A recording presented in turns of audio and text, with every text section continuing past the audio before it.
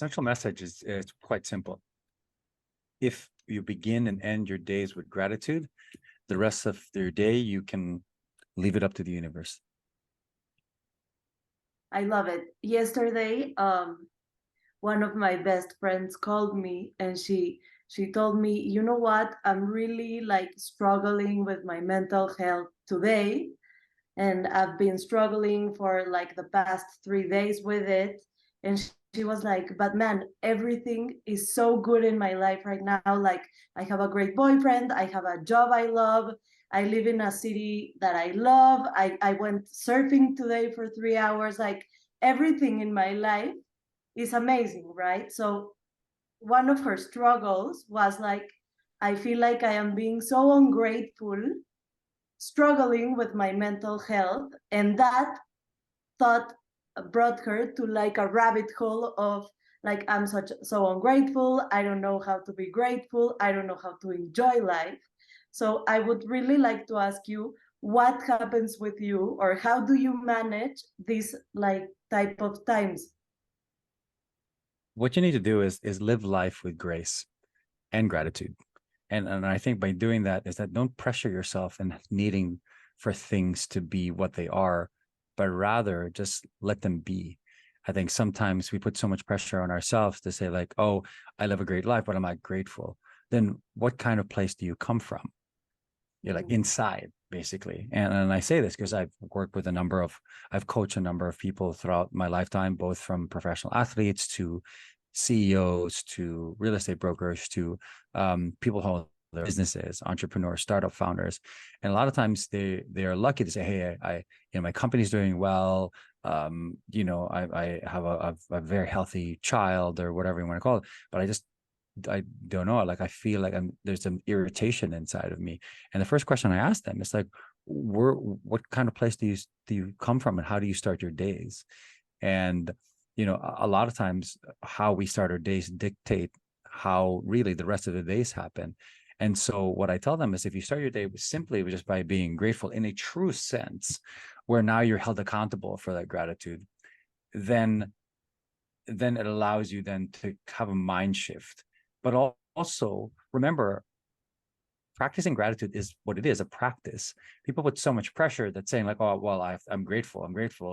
It's like, but are you truly practicing that? Is somebody holding you accountable for that gratitude you're spending? Or B, are you holding yourself accountable for that gratitude that you are sharing?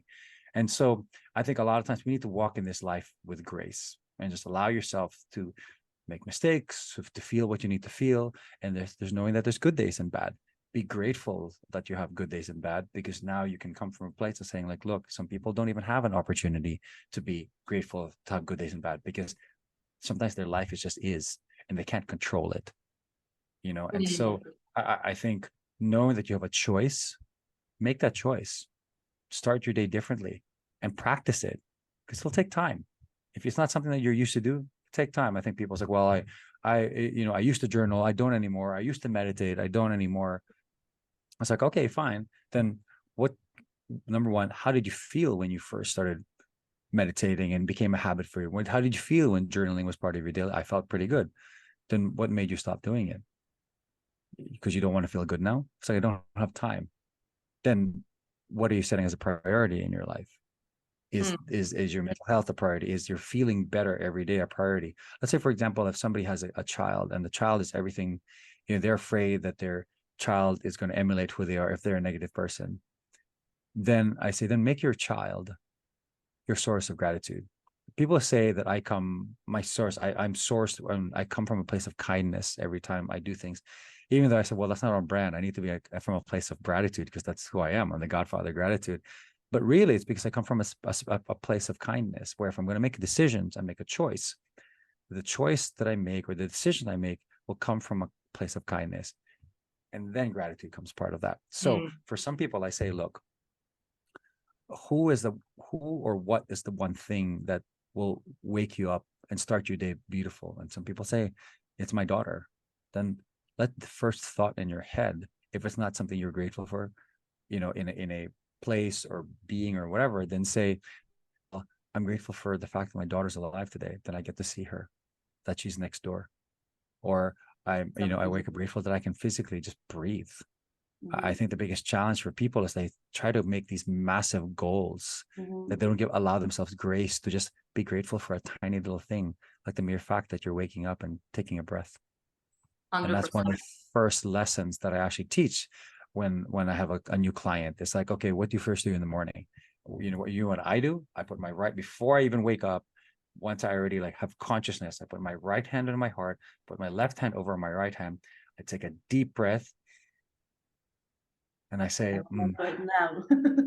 thank you for giving me another day to breathe, to be alive, so that I can create more impact in this world.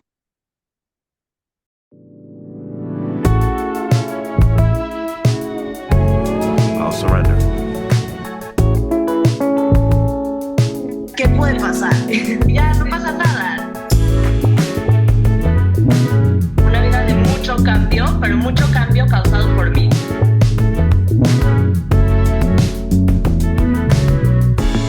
Salud mental, bienestar, salud física, emocional, a través de testimonios. I'll surrender. Surrender es aceptar la realidad.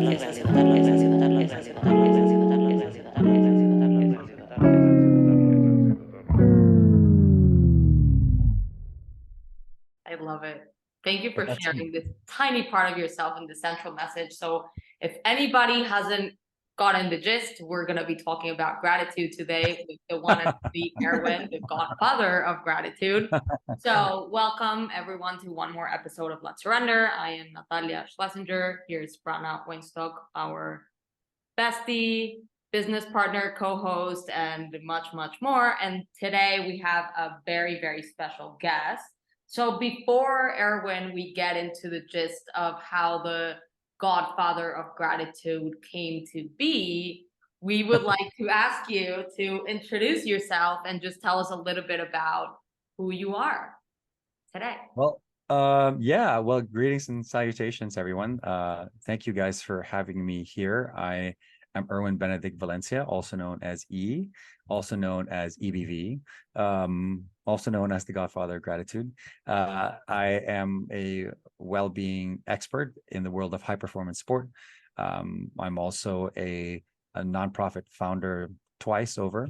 I'm a mindfulness coach, a life coach, a wellness coach, a health coach, a positivity coach, a purpose coach, and my mission in life is to not only share gratitude, the art, the science, and the practice of gratitude to as many people as I can by simply being me, but also I'm on a mission to impact and inspire at least 1 million Filipinos directly and personally in the next 5 years, starting 2020. So I have about 2 more years to go on that mission. And there's no ticker. There's no something that goes like you've hit one more person or whatever you want to. It's just something for me to feel that if I've felt like I've impacted this many Filipinos, particularly because with where I'm coming from, it knows that I've left a mark on people's lives, and in turn allows me to say I've done my part on this earth. I love it. Absolutely. Welcome. We're very excited to have you here today. Natalia is obsessed with your work. She's been talking about you for years now. She's like, we need to get him to talk with us. And so the day has come, and we're really, really grateful to have you here today. We want to go ahead and start a little bit by asking you to tell us the story about how was your life before you found gratitude, or if you could pinpoint that moment where you started to discover the impact of gratitude in your life. That's a good question, because gratitude has always been part of my life. Growing up as a kid in the Philippines, you walk out your house and you have the difference of seeing who has and who has not. Those of us who have and who are lucky to have count our blessings, but then particularly very common in Filipino culture to find a way to give to those who have not. And so since I was a younger age, it was already part of my DNA to be a giver. and to be grateful to what I currently have. And as a constant reminder, my mom would always tell me at the dinner, kids in Africa that don't get to eat. So you should be thankful that you have that. And at that time, as a rebellious young boy, you'd be like, well, have you been to Africa? Like, do you even know, like, there's kids in Africa that don't get to eat? And, you know, obviously that was just a pun against my mother, who was forcing me to eat certain things. But then in the end, you know, if you're surrounded by things that you see on a daily basis, there's this inner sense of gratitude that you have, of gratefulness that you have, to know that you don't take things for granted. And I think part of it obviously is the religious aspect of being Filipino and growing up very Catholic, and growing up in a Catholic faith that also was massive on service, because I come from a family of servants. In a sense, my grandfather was a former public servant when he was still alive, as a governor of one of the provinces, and also the Secretary of Public Works and Highways. He served his people. And even during a period of time when everything was taken from him, he still gave, and he still served his people. And my mom's side, my great uncle was an amazing physician here in New Jersey, the place where I was born. And he served his people to the point that when he was doing his really his fellowship or his training in Mount Sinai here in New York, living in Lodi, New Jersey, my mom was working as an admin for him while going to school, business school in New Jersey as well, while I was, in a sense, almost being born. And he took care of the people of Lodi to the point that when his visa run out, we were about to run out, and INS were, in a sense, chasing after him. The town of Lodi, as well as the neighboring towns who he took care of freely, petitioned and lobbied so that a senator can basically represent him so that he can get his green card. And wow. You would think that made him set. Okay, I have a green card. Thanks, guys, for helping me. I'm good. No, he served even more, to the point that even at periods of time when there would be a snowstorm in New Jersey and a postman would have to go through the snowstorm, you know, my great uncle, my abuelo Henry, would literally have that postman stay in his office so the snowstorm will settle. Meanwhile, my titas and stuff would be like, who's the guy that's staying in the office, Dad? It's like, oh, that's the postman, you know, he's got stuck in the storm, let him stay there. And he took care of everyone for free in town. So he was the symbol of inspiration for my mom and dad for hopefully what I would become in the future. And even though I didn't become a cardiologist like he did, nor do I have a stable house filled with 7 Filipino kids or 6, 7 Filipino kids, I still have the ability to be able to serve others and come from a place of kindness, of joy, and of course of gratitude. I absolutely love that. And I kind of was thinking about, you know, this connection that for you seems very clear between kindness and service, like being in service, being of service to others, and gratitude. So I would like to ask you kind of, how do you see those two intersect, or how are they connected, right? How is the concept of being of service and kindness connected to the practice of gratitude? Well, the interesting thing about that is that some of the studies that have come out have shown that those who are depressed, one of the suggestions that psychologists would give people when they're going through bouts of depression is to actually do acts of service. And because it allows you to see and empathize with other people's situations, realizing that what you have sometimes isn't as bad as what you think it is. It puts things in perspective. And so for me, I take it one notch higher, where, you know, I already empathize, I already feel grateful for what I feel because I, you know, of who I'm helping. But I never wanted to be like a transaction. I never wanted to be to the point where, like, okay, I serve, then I feel that sense of gratitude. No, I do it because I come from the gratitude comes from within me. Like I said, as I start my days every day, just grateful for the fact that I can take a breath. It already allows me to act. Okay, so what do I do with this? And you know what I do is then I serve. And sometimes the challenge, though, as with givers, is that we forget to serve ourselves. And I think that's one of the challenges that I've learned, where Now, as I kind of move forward in the rest of my life, I'm going to always put me first so that I can work with a cup half full, so to speak, or before getting it empty, and recharge when necessary so I can continue to give back, because the giving back gives me the sense of peace inside of me to then give it back to others, having that sense of gratitude that really powers my engine, so to speak. So I like, and hearing you talk about how this practice of gratitude kind of started for you at a young age, I do imagine that at some point in your journey, you know, you kind of said, oh, this is what it is, right? Because maybe you were practicing it when you were younger, and maybe you were grateful for having food at the table, which is something that I think when you were telling the story about, you know, there's kids in Africa who don't have anything to eat. I mean, us coming from Mexico, there's like a very relatable sense of that, of kind of knowing that, you know, we grew up knowing that maybe we had, right? Versus the people around us that maybe didn't have. It was obvious, just as in the Philippines, that maybe we were in a different position. But for me, at least, I don't think I was fully aware that that was what was happening, and that what I needed to do at the time was kind of maybe be grateful for what I did have. So I want to ask you kind of how it is that you got to that point of saying, oh, this is what gratitude is. This is the meaning of gratitude for me, is realizing that I have everything to be grateful for, even if it's just a breath of air or something bigger than that. Kind of like, how does that come to a realization for you? Yeah, for me, it's very distinct. I mean, with every joyful and not joyful thing that occurs in our lives, it always has to do with a relationship. And for a guy, it always has to be with a girl. You know, how does a guy learn a language? Because it was a girl. You know, it's always somebody or your partner that some of the biggest lessons in your life you learn.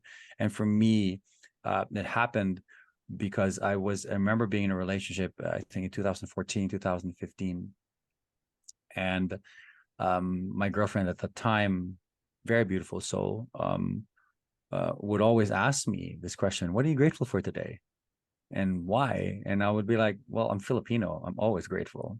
You know, I come from a place where you walk out the door, if you're not grateful, then somebody better smack you in the back of the head to make you realize that you should be. No, but what are you grateful for right now in today's world, and why? And I was like, and it fascinated me. I was like, she's asking me why. Why is she asking me why? I'm already grateful. It's like, no, but why? And what I realized and what I learned is that she was holding me accountable, because oftentimes, and the science will say this, that when we say that we're grateful, we're grateful for something, but if we're not held accountable for it, or we answer the question why, then it actually isn't real. It merely is something that goes into one ear and then goes to the out the other ear. So by asking the question why, it creates an accountability and reality to that intention, what to speak. So the gratitude that you give every day becomes something that's intentional and becomes unintentional in itself. And so what's funny is that, you know, I in a sense played along with her game. We did it every day, whether she was with me or not. She just sent me a reminder all the time. And when we broke up, I think it was 2015 or 2016. I remember that Valentine's Day, it's like, the one thing I missed not having her around, so to speak, was the reminder of the question, what are you grateful for today and why? And I remember that this started circulating in my head. And one day, a few months afterwards, and I'm trying to see whether it was like May or August, a few months afterwards, after I finally gotten over her, the one thing that I missed from her was this question. And so I asked myself that question: what am I grateful for today and why? And what I did is I started posting it on Instagram. It was my daily gratitude. It's what is now known as my daily gratitude. So I'd have been posting what I'm grateful for and why every single day for more than 7 years now. Wow. On Instagram. And there were times that people would send me a message, says, I always look forward for what you're about to be grateful for, because then it also asks me the question, not only what I'm grateful for, but also why. It holds me accountable. We're talking people from Iran, from people from like the Philippines, people from like Malaysia, people from Africa. And it was very fascinating for me to like realize that. And so I continued the practice, obviously to this day. And what had happened is now I began also becoming interested in the science behind it, and not just the practice of what we did, but the art of how gratitude was being displayed around the world, but also the science behind it. And so I really started studying some of the research that was on gratitude. But what gave me the flood of it, of the research, was being part of the positive psychology program with Natalia. And I think because it made me realize, because when I was looking at it, it was more like, okay, more common research, not like deep research. It was things that were on magazines, and then I would reference the magazine to see what study was there, but not to the point that you really studied it where it then had an effect in the world of like well-being, so to speak. I think once you put an emotion, so to speak, like gratitude, or a variable like gratitude, into something bigger like the world of well-being, then you're like, okay, there's an actual cause and effect. And so now I really started studying it. And so even after finishing our positive psychology program together, I said something's still missing. I still need to know more. And that ended up leading me to where I am now, which is I'm in my third year of a PhD that's focused on gratitude, which is kind of crazy. But then with the context of where I live every day, which is sport, I don't think anyone's really studied the context of gratitude in the world of sport, and particularly with the people who are the support staff in the world of sport. I think for a long time, those who work in sport, you always see the athletes, but you never see the people that take care of the athletes. And so I started asking the question, what if there's clearly science that have shown that a gratitude mindset has the possibility of creating success in the world of sport, but we forget that what helps those people become successful is the people behind them. And so kind of my study is looking at the overall well-being of support staff, of medical and performance staff in the world of sport, and now how would gratitude and the gratitude mindset actually affect that. Because we eventually, those of us who are working on the back of sports teams, we set the tone for an athlete's day. For sure. They come from their homes, and when they go into the training ground, they're like, if you have a bad attitude and if you have a bad day, the athletes will also have a bad day. It really, the osmosis is real. And so, and sometimes the mental health of those of us who are the caretakers of these athletes, we don't show it that much because we have to be positive every single time. I think you hit something very important, right? Which has to do with, I think, the interconnectivity of everybody, right? Like we're talking about the world of sport because it's where you're at, but I think if we put it in a larger scale, it's kind of realizing the effect that we can have on one another, and the effect that being or practicing certain, whether that be gratitude or other well-being practices, it will have an effect not only in us, but in the people around us that we're constantly influencing and being influenced by. Mm-hmm. For sure. I have a doubt. I don't know if it goes with what you just said, but I think it came to mind. What's the difference between some, like mentally, on the mentality of a person, or on the success rate of a person that practices gratitude versus one that doesn't? I think what we found is the fact that those who do practice gratitude have, first of all, less anxiety. Second, have a better ability to confront challenges, because they come from a place of gratitude, and then also when it comes to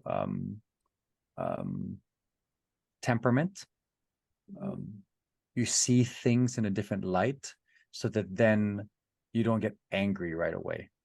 Okay. Where if there's a situation that you can't control, you just say, you know what, I'm just grateful for the fact there's a lesson that I'm learning from this, rather than being like, this situation is terrible, I'm angry, blah blah blah, and it takes over you. Because remember, and the science proved this, that when we're in this, so out of all the variables and all the feelings, out of everything there, gratitude is the only feeling or variable that we experience that has no negative polarity. Mm-hmm. Once you're in the state of gratitude, you can't be ungrateful at the same time. You can be happy and a bit sad. You can be joyful, but then have anger because, I win, But when you're in the state of gratitude, there's really nothing else you can feel in that exact moment. So the only thing that's very, very close to it that people have studied is in the absolute state of mindfulness. When you're in this state of like enlightenment, complete present, complete like being enlightenment. fully, like it's a state of sudden enlightenment, not flow, because flow will just let you go. You're almost forgetting everything in flow. But in this, you're conscious when it comes to the state of enlightenment. And so being in that state of gratitude, particularly when it's something you really have been practicing and you're really in it, there's really nothing else that can come in. So hence the reason why when you're in the state and as you practice it and certain challenges arrive, you're less anxious because you look at the brighter side all the time, because you come from a place of lightness, I guess is the right word. And so I think that's why as I told you in the beginning, if you have an anchor for that, and if you're in the state of gratitude from the beginning, because let's say it's your daughter that anchors you, it's your family, it's your partner, it's the sun. Like for me, I wake up, I feel the sun in my face in the morning, it already anchors me. I'm like, oh, today is going to be epic. And I take my breath. I was like, I'm going to get so much impact today because the sun is out. Like the sun just came out right now. Hey, sunshine. So, and so that's kind of what happens. And so I think for me personally, in my own personal opinion, once you find yourself in this state, it allows you to really change the way you look at the world, which will then have change the way the world looks at you. Because now everyone sees like, dude, you're just radiating all the time. We interviewed someone a couple months ago about laughter and the power of laughter, right? And kind of we were talking about this like it's a free tool that we can use to physiologically affect, our affect, our mood, our way, in our present state, et cetera, et cetera. And this has me kind of thinking a little bit about this as well, right? Kind of we tend to think that if we're not kind of going back to Brana's story in the beginning where we're, oh my God, I'm having a horrible day. I feel icky about something and I'm not being able to connect with this thing that is, I should be grateful for all the amazing things that I have in my life. But here you are kind of saying, well, you can practice that and you can get there slowly and slowly and slowly. We can kind of begin to change that with something as simple as what is, kind of, I think we can all sit for a second and think about, maybe if we don't have a daughter, kind of if we have a pet or a sibling that kind of gives us, that heartwarming presence, or a parent or a friend or anything around us, that we can just use that as the main image and playing around with our brain and our physiological, states to kind of go more into this state of life is awesome. And this is just a great place to be in. But wait, listen, I don't want to sound like we're selling you gratitude, like this is the medicine you need in your life. It is, but to be like ecstatic all the time, right? Because it can be, the thing with gratitude, it can sound a little bit like this is the natural MDMA for everyone. And it's not. It is a practice and it will help you have a lot of joy and have this like sense of gratefulness in your life, which will lead you to all these amazing things that Erwin has been talking about. But I do feel that one of the things I can pinpoint from what you just told me about going back to that story where my friend doesn't feel good with her mental health, but she's feeling ungrateful for the things she has, is what I got from you is that you always have an option to be grateful for something, right? So if it's not your amazing life and your home and the city you live in and your boyfriend or whatever, it can be, you can tap into gratitude always by like saying, okay, I am grateful that I can acknowledge the fact that I'm having a bad day and I will take care of myself, right? Mm-hmm. Yeah, absolutely. And remember, on the flip side of that too, is, and to your point, is toxic positivity. So, on the flip side of that, people that walk around be like, oh, I'm grateful, life is good, cool. But are they really? Exactly. So the key is, and you can spot that right away. Those who have toxic positivity compared to somebody who comes from a place of gratitude, or comes from a place of kindness and joy and enlightenment. And I think there's a massive difference. And a lot of times It's those that do that because they're hiding. If you talk to positivity because you're hiding something, there's something that's really not going on that's correct in this world. So you're using gratitude, you're using gratefulness, you're posting it all over Instagram, #grateful, whatever you call it. But there's a darkness that's within you because you don't come from a true place of joy. You don't come from a true place of light. And so it's important to practice that, to take that moment in time, to take a breath, pause. Once again, that's why mindfulness and gratitude kind of go hand in hand in a sense, because you take a breath, you take a pause, and you're like, ah, you know what, that sucked, but you know what, I'm learning something from that. Okay, now I can do it better. Yeah, you can also just be like grateful that it's over. Or grateful that's other, but Yeah, acknowledge that. Remember, the why is the most important part of that. It says like, that's true. why? Because it's making me learn something. Mm. Now I can move forward. But if you just say, oh, life is good and I'm so grateful because I have an epic life, you're just going one ear to the other. You're not actually creating a realness to it. Yes. Of course. So it creates, I guess, in a sense, the why question, which is the element that you're kind of suggesting that needs to be added for taking, like, making ourselves accountable for what we're actually saying or walking the talk, is I'm grateful because XYZ. So it's kind of like taking it a level deeper than just being, oh, the sun is awesome, my life is awesome, and then I should just be happy all the time. Yeah, that's all surface, because all you're saying, that's all surface stuff. That's toxic positivity. That's all the top. There's really there's no gravitas to it. I love that tip about the why. I've never heard of it before, and I think it gives a lot of sense to the whole practice, right? So thank you for that. I would also like to know, I'm curious about this. What are like your habits on a day-to-day basis? You have already told us one, that is, what am I grateful for today, why? But what is like your gratitude practice? What do you do on a day-to-day basis that keeps you there? Well, for me, I stack gratitude hacks. So I'm a gratitude hacker in a sense. Wow. How can I constantly bring my well-being up to its maximum potential, and through perma scores wise. And so I already explained to you what I did. What? Let's make a pause. Perma scores are 5 pillars of well-being.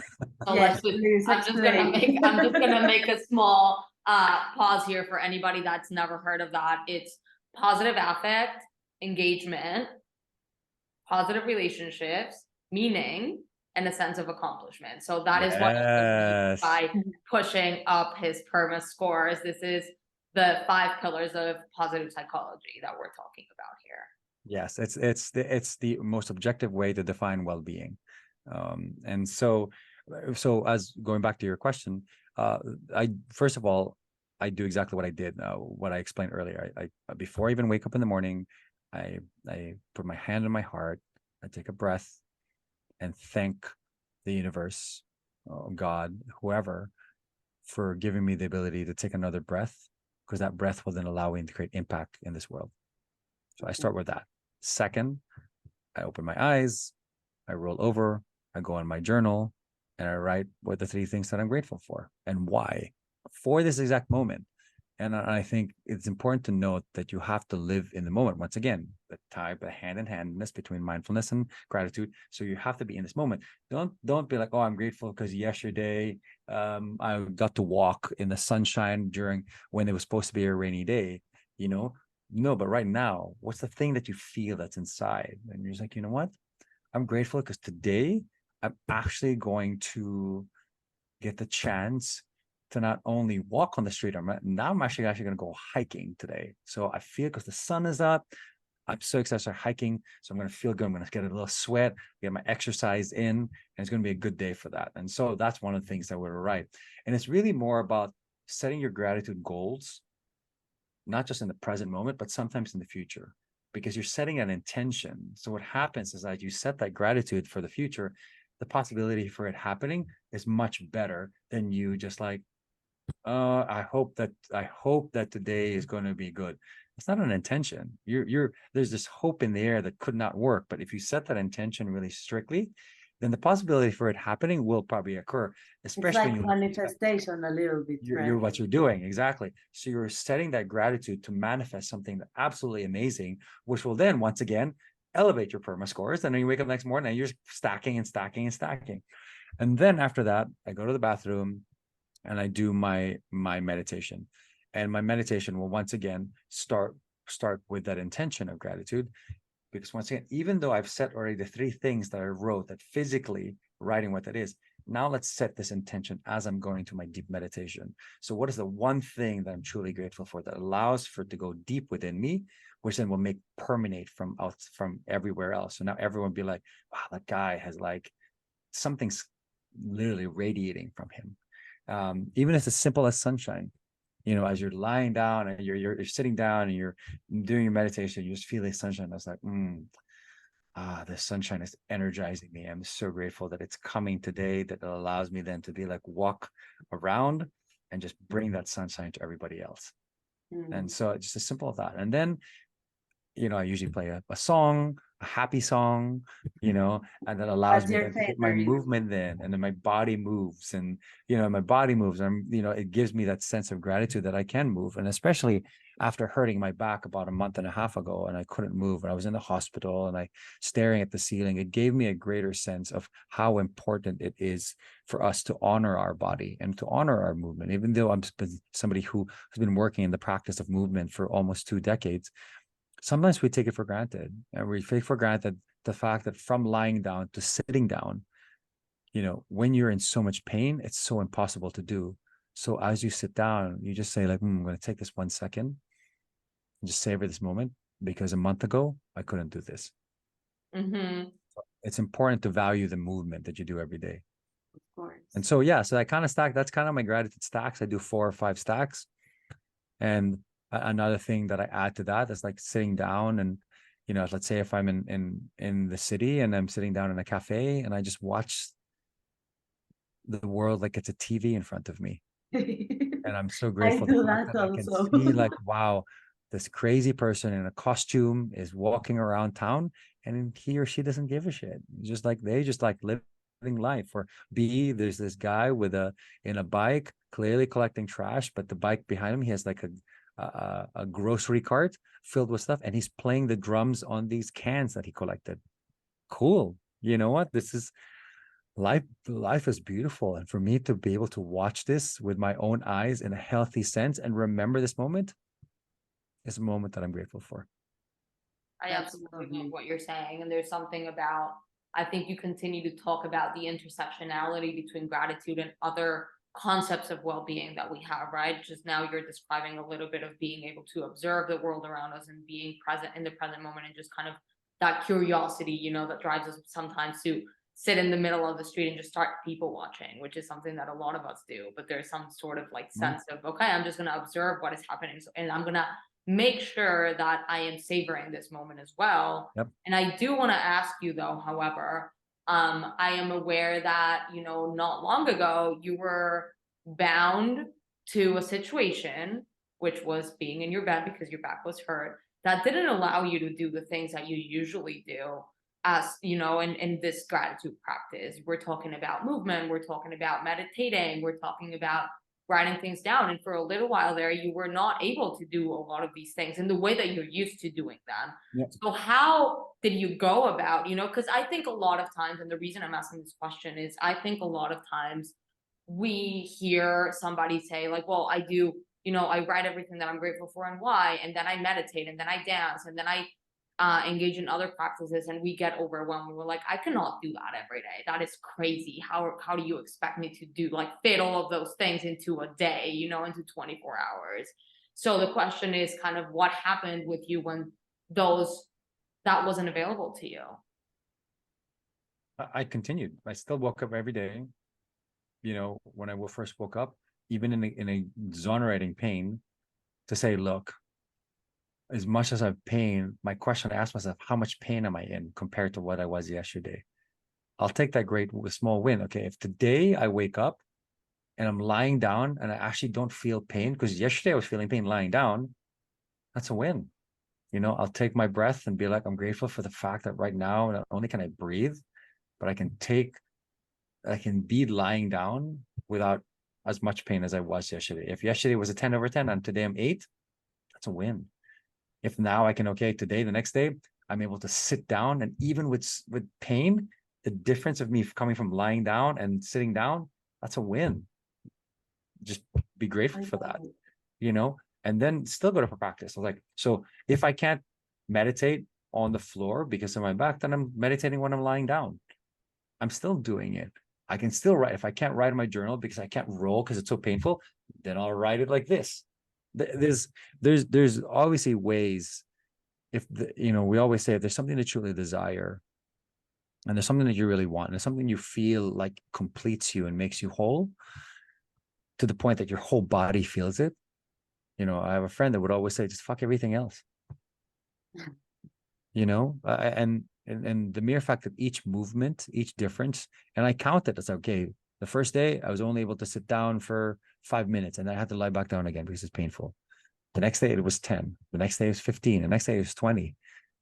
Each one is a win, and each is a cause for you to be grateful. And I think what people do is they think that you can only be grateful or have gratitude when you achieve massive things. Yes. When in fact, there's tiny things in this world that you do every day that you take for granted.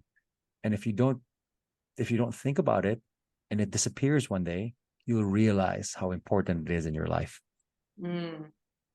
And also, as I listen to you, I start to realize that like the huge commitment you have to your gratitude practice. And I feel like people think that gratitude is something that happens in your life, right? Like you get a new job, you move to a new city, you get married, and then you feel grateful.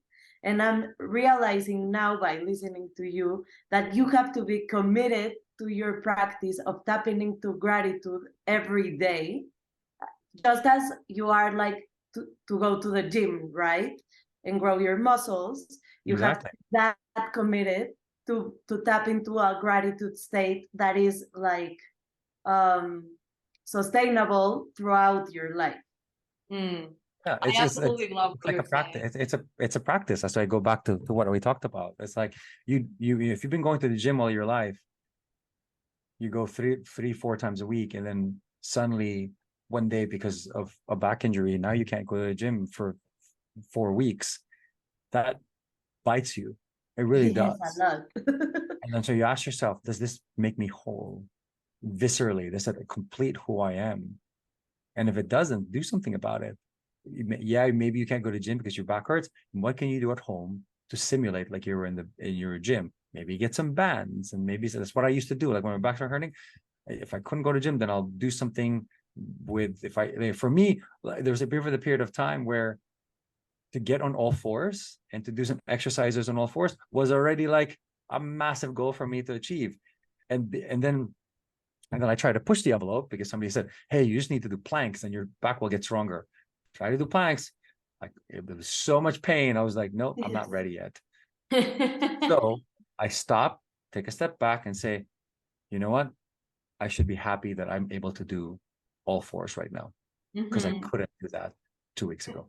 And I think you're adding something very special to this. And Brana made me think about this just when she was talking about kind of this concept that we have of gratitude being the consequence of external or internal situations that are happening. So then we're bound to waiting for something that we view as great or worthy of our gratefulness to then be grateful, right? So we're actually bounding ourselves to it being consequential of something. And then you're kind of here saying, well, no, if I choose to be great, it's like I can choose to be grateful for whatever I want, right? Like I can choose to be grateful for waking up in the morning, or I can choose to be grateful for a bad day being over. I can choose to be continuously grateful for things as opposed to waiting for something grandiose or great to happen so that I can then be grateful.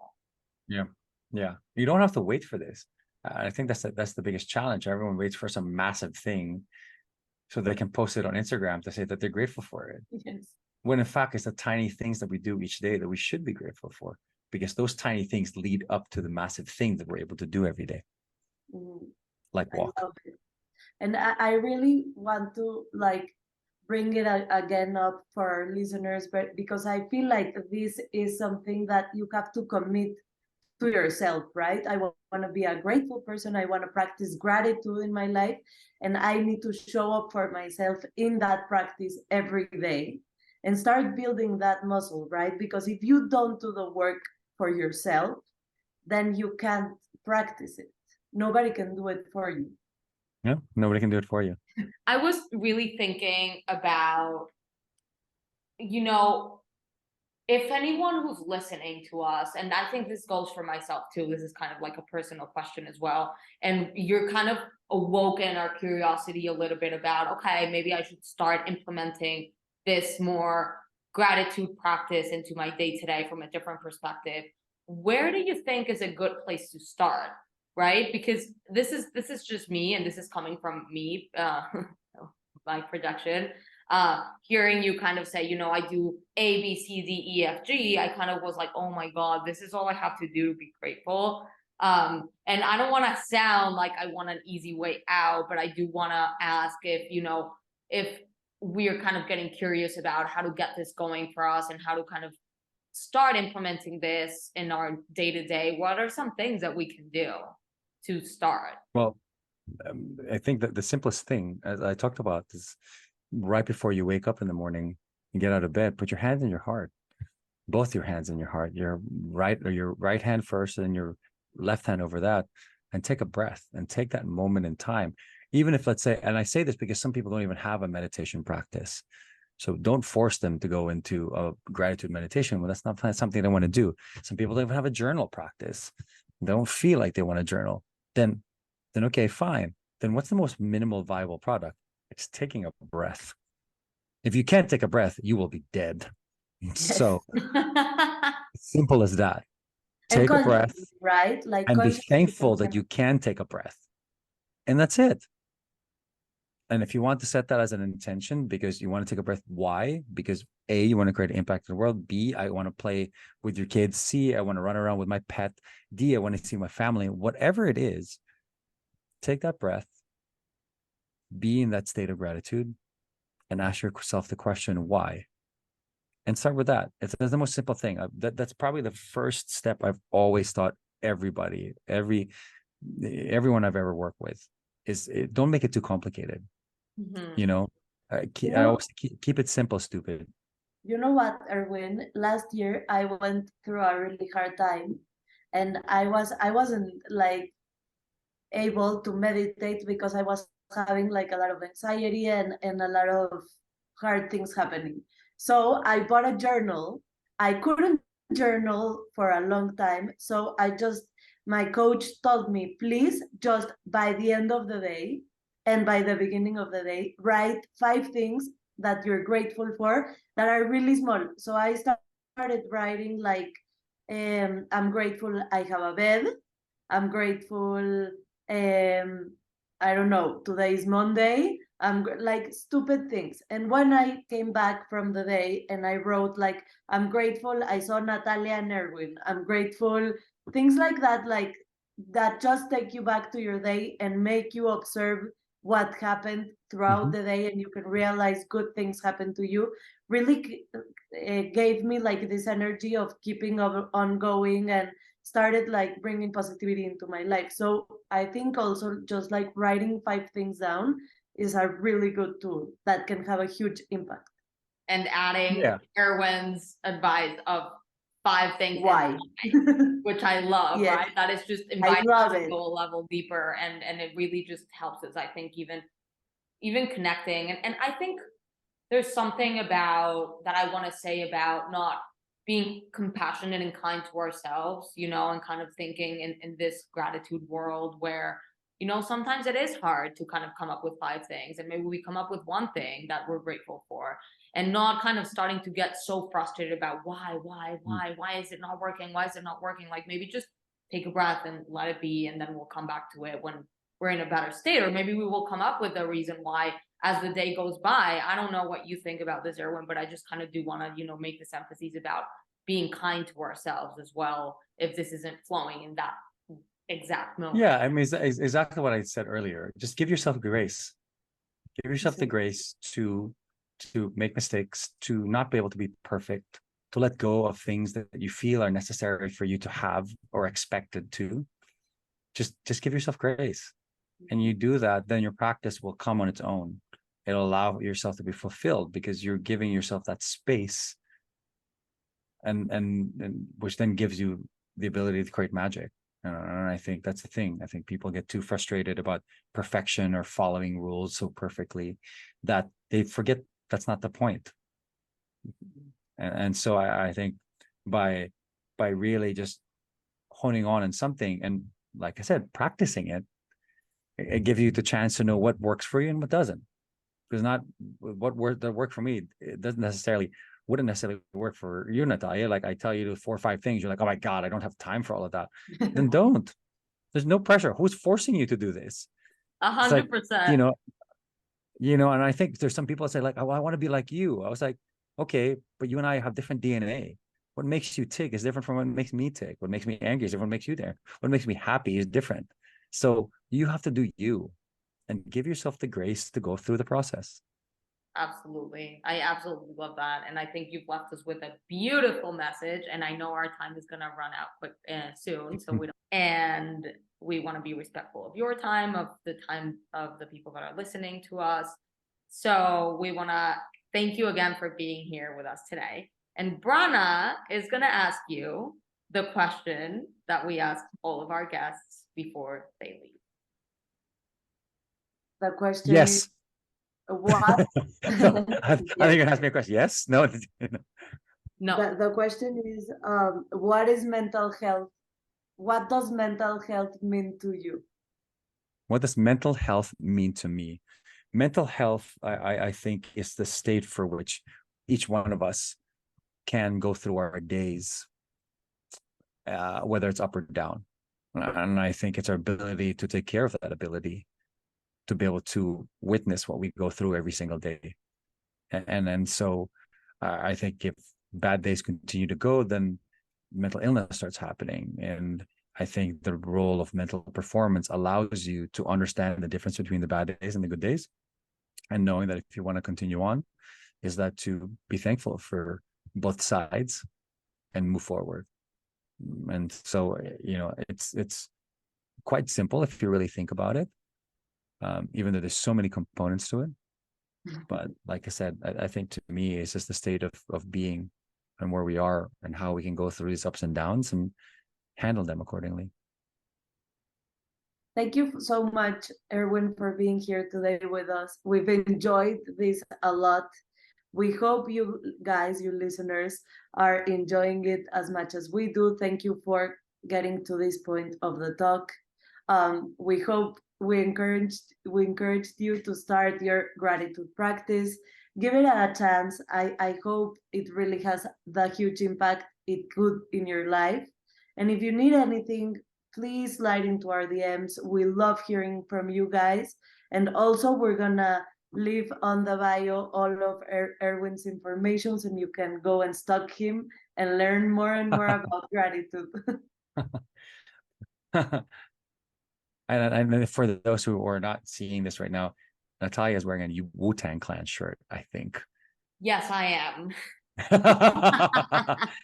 50 years of hip hop. There you go, representing. Yes, I am. Yes, I am. You got that one right. Well, thank you. I was like, she's wearing a Wu-Tang Clan shirt. I like it. Much respect. Thank you everyone for being here, and don't forget to subscribe to our channel if you're listening to us on YouTube, and subscribe anywhere, wherever that is. Subscribe, wherever that is. And we will catch you the next time.